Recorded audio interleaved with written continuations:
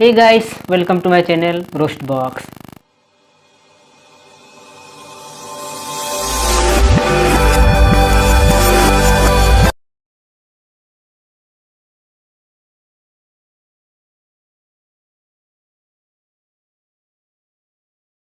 আশা করি সবাই ভালো আছেন। তাহলে চলো আজকের ভিডিওটি শুরু করি। আজকে আমি যা নিয়ে কথা বলবো তা হলো কিরণমালা। তাহলে আর ফালতু না বকে চলো আজকের খেলা শুরু করি। খেলা হবে, খেলা হবে। ইনি হলেন নায়ক পৃথ্বীরাজ আর ইনি হলেন নায়িকা কিরণমালা। এই সিরিয়ালেও কোনো লজিক নাই। এই সিরিয়াল সিনগুলো সব ভিএফএক্সে ভরা, সব কিছুতেই ভিএফএক্স। ক্যারেক্টারগুলো আজব, কেউ হাসছে তো হাসছেই, কেউ তাকিয়ে আছে তো তাকিয়েই আছে।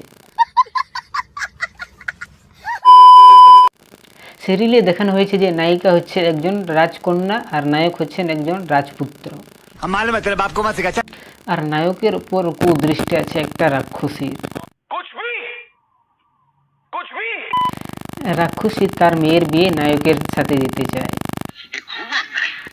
কিন্তু নায়ক ভালোবাসে নায়িকাকে, তাই রাক্ষসী নায়িকাকে হাজারবার মারতে চেষ্টা করেছে কিন্তু মারতে পারেনি, কারণ নায়িকা অমৃত পান করে জন্মেছিল।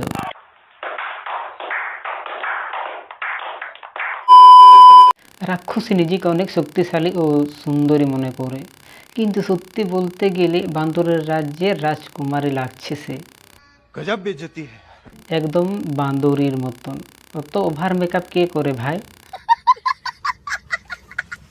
মেকআপ করে গালটা একদম লাল টকটকে হয়ে গেছে, বান্দরীর মতো। सही खेल गया बेंच।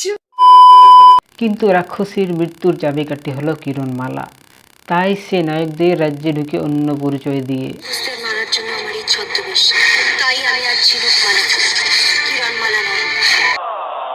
কিন্তু নায়ক জেনে যায় যে সে অচিনপুরের রাজকন্যা কিরণমালা। না মহারাজ, উনি আমার আসল পরিচয় নয়। ওর আসল পরিচয় ও অচিনপুরের রাজকুমারী, রাজকুমারী কিরণমালা।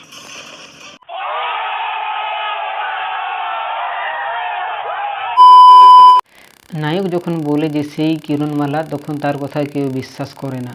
শেষে রাক্ষসী নিজের রূপে এলে সবাই বুঝে নেয় যে রাজকুমার ঠিক বলছিল।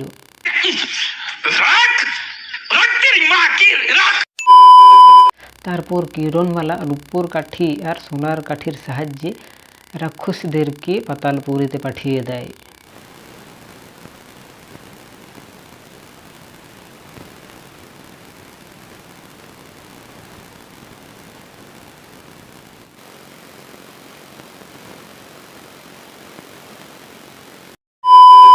কিন্তু এক মিনিট, এই মহিলার কিছু হচ্ছে না কেন? সেও তো রাক্ষসী, রাক্ষসীর মেয়ে সে, তবু তার কিছু হচ্ছে না